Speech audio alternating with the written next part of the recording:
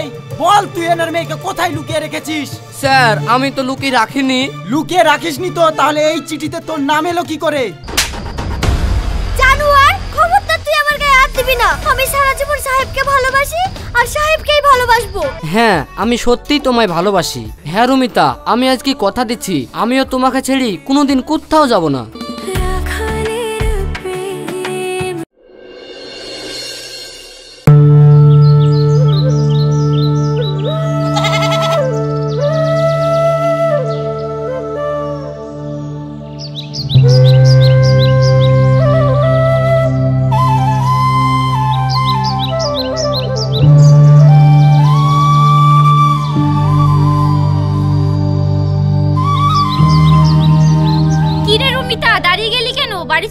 বাড়ি যাবো তো, কিন্তু দেখ ওই ছেলেটা কত সুন্দর বাঁশি বাজাচ্ছে, কি সুন্দর বাঁশির সুর। তুই দাঁড়া, আমি একটু শুনি, তারপর বাড়ি যাব। তোর এই সুর শুনতে গেলে হবে না, তাড়াতাড়ি বাড়ি চল, আমি আবার প্রাইভেট যাব। শোন না, দেখ ছেলেটা কত সুন্দর বাঁশি বাজাচ্ছে। ছেলেটা কে রে? তোকে এই ছেলেটার খোঁজ করতে হবে না, ওর এই পাড়ায় বাড়ি, ওর নাম সাহেব। ও এই সবে ছাগল টাগল চড়িয়ে বেড়ায় আর বাঁশি বাজায়। চল না একটু দেখা করে আসি।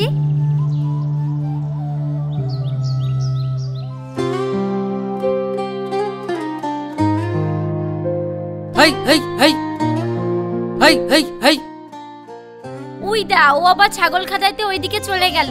আজকে আর ওর সাথে দেখা হবে না, চল আমরা বাড়ি যাই, কালকে দেখা করিস। আয় আয় না, চল তো।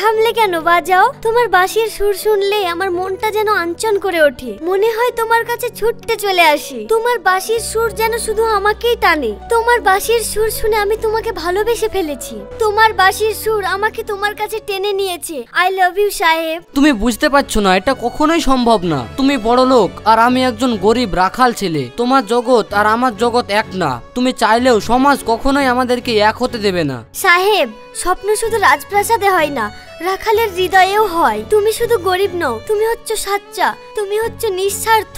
আমি টাকাকে ভালোবাসি না, আমি বাসি তোমার মতো সরল সহজ নিঃস্বার্থ মানুষকে। এরপরেও যদি তুমি আমার ভালোবাসা গ্রহণ না করো, তাহলে আমি বারবার তোমার কাছে ভালোবাসার জন্য আসব। আমি তোমাকে সত্যি ভালোবাসি সাহেব। দেখো রুমিতা, আবেগের বশে কাউকে ভালোবাসা যায় ঠিকই, কিন্তু সারাটা জীবন আবেগ দিয়ে চলে না। তাই তুমি এখন বাড়ি যাও। সাহেব, আমি কিন্তু তোমার উত্তর না নিয়ে যাব না। সাহেব, আমার উত্তর দিয়ে যাও। সাহেব, সাহেব, আমার উত্তর দিয়ে যাও। সাহেব, সাহেব, উত্তর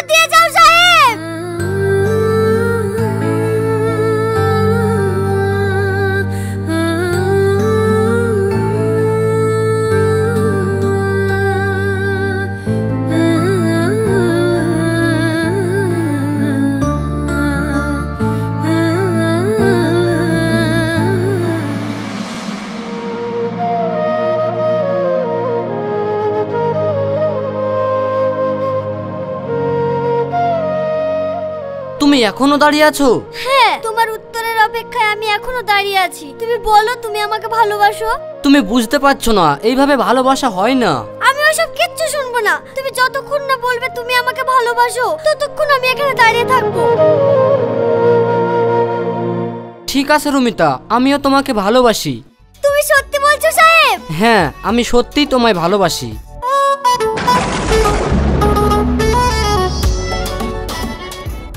রাখালের প্রেম সুরের ভাষা, চোখের ইশারায় বাঁধে আশা, শহরের নয় সে গায়ের গল্প।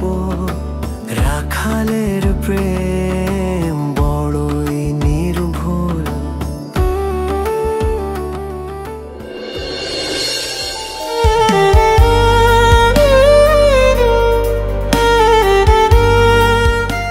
বাপ এই মুড়ি কটা খেয়ে নে। মা একটু বসো না। কি রে বাপ, হঠাৎ আমাকে বসতে বলছিস, কিছু বলবি না কি রে? জানো মা, আমার বাঁশির সুর শুনে ওই মামন চাচার মেয়ে রুমিতা আমাকে ভালোবেসে ফেলেছে, আর আমিও ওকে ভালোবেসে ফেলেছি। আমরা গরিব মানুষ বাপ, ওইসব বড়লোকের মেয়েদের পাল্লায় তুই পড়িস নে। পানিতে আর তেলে কোনোদিন মিল খাই বাপ। সে যদি তোকে ভালোই বাসে, তার বাপ কি তোকে মেনে নেবে? তুই ওর কথা ভুলি যা বাপ। তোর মাথার উপরে বাপ নাই, এখন যদি ওই মেয়ের বাপ তোর উপরে রেগে যদি তোর কোনো ক্ষতি করে দেয়, তাহলে আমি কাকে নিয়ে বাঁচবো? ঠিক আছে মা, তুমি যখন এই কথাই বলছো, তাহলে তুমি যা চাও তাই হবে। বাপ তুই মুড়ি কাটা খেয়ে গেলে আমি তোর লেগে পানি নিয়ে আসছি।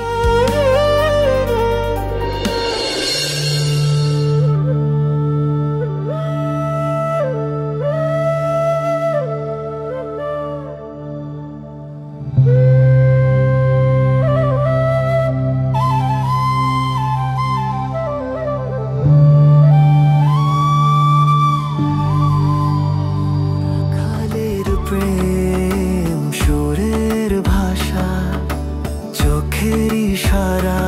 সত্যি সাহেব, তুমি এত সুন্দর বাঁশি বাজাও।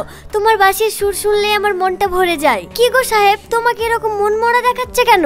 দেখো রুমিতা, আজ না হোক কাল তোমার আব্বা তো আমাদের সম্পর্কর কথা জানতে পারবে, আর তখন যদি আমাকে মেনে না নেয়, তখন তুমি কি করবা? কি আবার করব? তোমার হাত ধরে অনেক দূরে পালিয়ে যাব। তাই রুমিতা, তুমি আমাকে এত ভালোবাসো? হ্যাঁ সাহেব, আমি তোমাকে আমার জানের চেয়েও বেশি ভালোবাসি। আর আমি থাকতে তোমাকে আমার থেকে কেউ কেড়ে নিতে পারবে না। তুমি আমাকে শুধু কথা দাও, তুমি আমাকে ছেড়ে কখনো যাবে না। হ্যাঁ রুমিতা, আমি আজকে কথা দিচ্ছি, আমিও তোমাকে ছেড়ে কোনোদিন কোথাও যাব না। রাখালের প্রেম সুরের ভাষা, চোখের ইশারায় বাঁধে আশা, শহরের।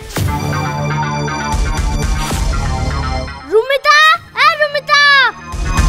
ও আব্বু, তুমি চলে এসছো? এসো এসো, ঘরে এসে বসো, আমি তোমাকে পানি এনে দিই। দাঁড়া রুমিতা, তোর কোথাও যেতে হবে না। আমি এসব কি শুনছি? তুই কি আমার একটু মান সম্মান ধুবিনি? তুই যে ওই চাষা সাহেবের সাথে মেলামেশা করছিস, এরকম করলে কি আমি পাড়ায় মুখ দেখাতে পারবো? আমি একটা ভালো ছেলে দেখি তোর বিয়ের ব্যবস্থা করছি, তুই আর ওই সাহেবের সাথে মেলামেশা করবি নি। আব্বু, সাহেবকে আমি ভালোবাসি, আর সাহেবকেই আমি বিয়ে করব। কি বললি? আমার মুখের উপরে কথা। তুই ভাবলি কি করে ওই গরিব সাহেবের সাথে তোর আমি বিয়ে দেব? আজকের পর থেকে তোর এই বাড়ির বাইরে বেরোনোর বন্ধ। তুই আজকে থেকে ঘরে বন্দি থাকবি। চল ঘরে।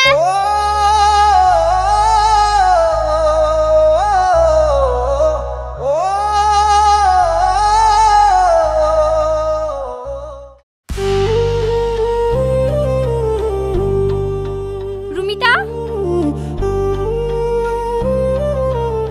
নাজমা, যেভাবেই হোক তুই এই চিঠিটা সাহেবের কাছে পৌঁছে দিবি। ঠিক আছে ঠিক আছে, তুই কোনো চিন্তা করিস না। নাজমা, দেখিস আবার এই চিঠিটা যেন আব্বুর হাতে আবার না পড়ে। ঠিক আছে।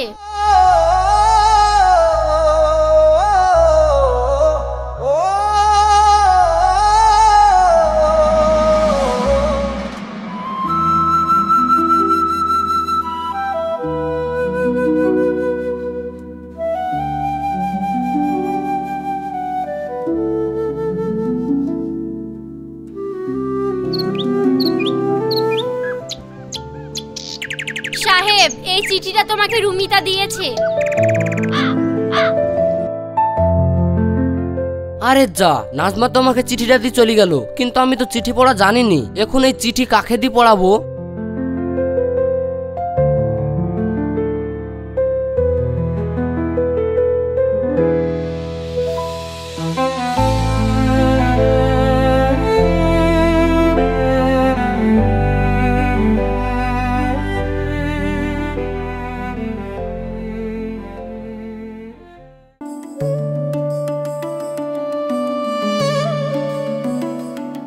মোশারফ শোন।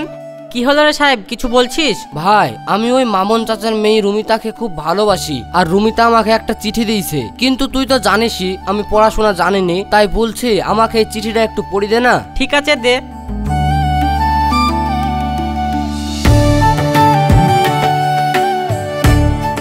শালা কবে থেকে ওই রুমিতার উপর আমার নজর, শেষে কিনা ওই গরিব সাহেবের সাথে প্রেম করলো। না, আমি বেঁচে থাকতে তো এদের দুজনকে এক হতে দেবো না। কিরে মোশারফ, চিঠিতে কি লেখা আছে বল। সাহেব, আসলে রুমিতার আব্বা তোদের ভালোবাসার কথা সব জেনে গেছে, আর রুমিতাকে ঘরে আটকে রেখেছে। তুই কি বলছিস? হ্যাঁ আমি ঠিকই বলছি। তাই রুমিতা তোকে চিঠি লিখে পাঠিয়েছে, ও আজ দুপুর 12টার সময় তোর সাথে পালিয়ে যাবে। তুই যেন অবশ্যই ওই তালতলা পুকুরের ধারে দাঁড়িয়ে থাকবি। ঠিক আছে মোশারফ, তাহলে আমি গেলাম। তুই জানে এই কথা কাউকে আবার বলিসনি। তুই চিন্তা করিস নি, তোর এই কথা কেউ জানবে না।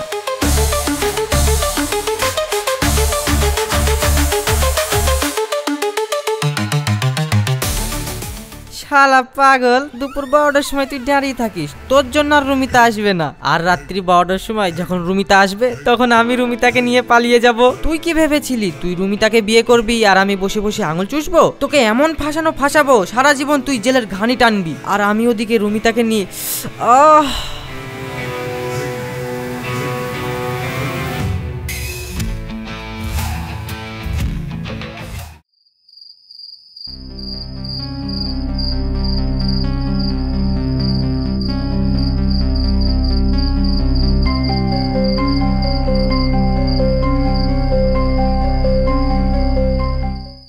সাহেব আমি চলে এসেছি। কি ব্যাপার মোশারফ, তুমি? সাহেব কই? আহা, অত সাহেব করো কেন? কি এমন আছে সাহেবের মধ্যে যা আমার মধ্যে নেই? আমাকে কি একটু ভালোবাসা যায় না?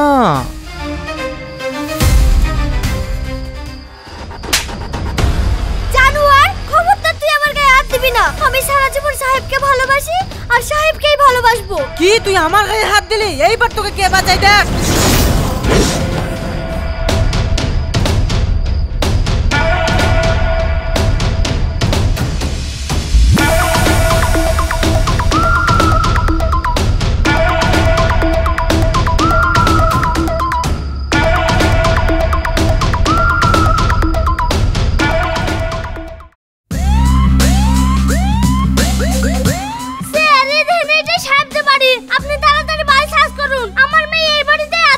তাড়াতাড়ি তোমরা ঘরগুলো ভালো করে দেখো তো।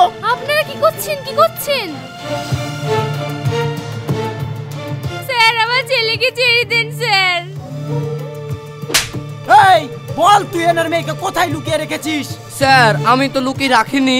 লুকিয়ে রাখিসনি তো, তাহলে এই চিঠিতে তোর নাম এলো কি করে? স্যার কাল দুপুর 12টার সময় রুমিতা আমার কাছে আসার কথা ছিল ঠিকই, কিন্তু রুমিতা আমার কাছে আসেনি। এই মিথ্যে কথা বলছিস, পুলিশের সঙ্গে চালাকি, চল থানায়। স্যার আমাকে ছেড়ে দেন, বিশ্বাস করেন আমি কিচ্ছু করিনি।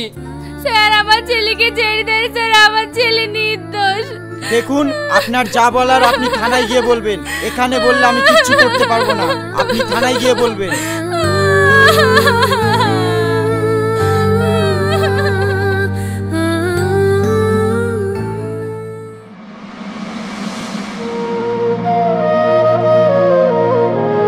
আজ এক সপ্তাহ হলো আমার বাড়ি ছাড়া। আমি যে বাড়ি ফিরে যাব সে মুখও তো আমার নেই।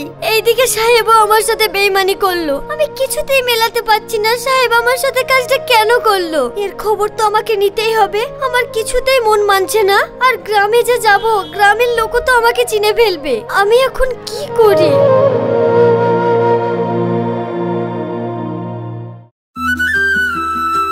দাঁড়ান।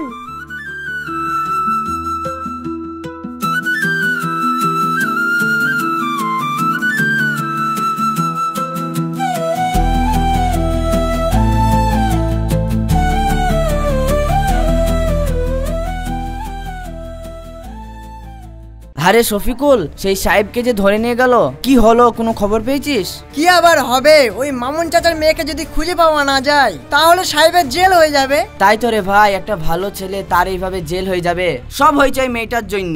মেয়েটা যদি ওই আব্বাকে লেখা চিঠিতে সাহেবের নাম না লিখি যদি বাড়ি থেকে পালাতো, তাহলে তো সাহেবকে পুলিশে ধরতক না, আর একটা ভালো ছেলের জীবনও এভাবে নষ্ট হতো না।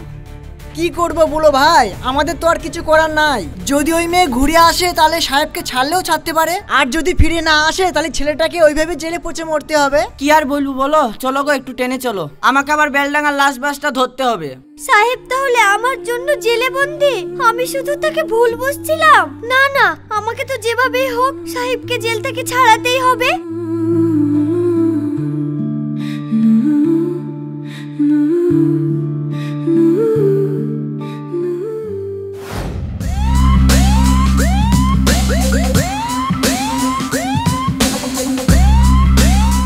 স্যার, আমার মেয়ের কোনো খোঁজ খবর পেলেন? দেখুন, আমাদের ইনভেস্টিগেশন চলছে, আশা করছি আপনার মেয়েকে খুব শীঘ্রই আমরা খুঁজে পেয়ে যাব। স্যার, বিশ্বাস করেন আমার ছেলে নির্দোষ, আপনারা ওকে ছেড়ে দেন। দেখেন, আপনার মুখের কথাই তো হবে না, তার জন্য প্রমাণ লাগবে। আর ওই মেয়ে তো নিখোঁজ হওয়ার আগে চিঠিতে উল্লেখ করেছে সে আপনার ছেলের কাছেই যাচ্ছে। এখন যদি ওই মেয়ের খোঁজ না পাওয়া যায় তাহলে আমরা আপনার ছেলেকে কোর্টে চালান করে দেব। আপনার যা বলার আপনি ওখানে গিয়ে বলবেন। স্যার, সাহেবকে কোর্টে চালান করার কোনো দরকার নেই, ও নির্দোষ। কিন্তু আপনি কে?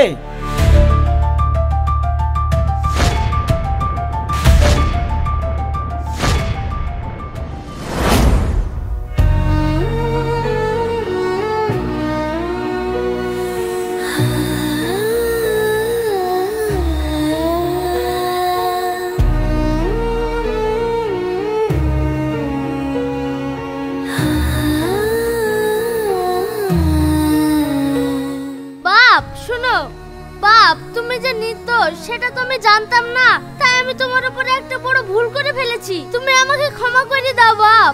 আপনি কি করছেন চাচা? এখানে আপনার কোনো ভুল নাই, যা কিছু হয়েছে একটা ভুল বোঝাবুঝিতে হয়ে গেছে। বাপ, আমার মেয়ে যখন তোমাকে এতই ভালোবাসে, আমি চাই তুমি আমার মেয়েকে বিয়ে করো। আমি দাঁড়িয়ে থেকে তোমাদের বিয়ে দিতে চাই।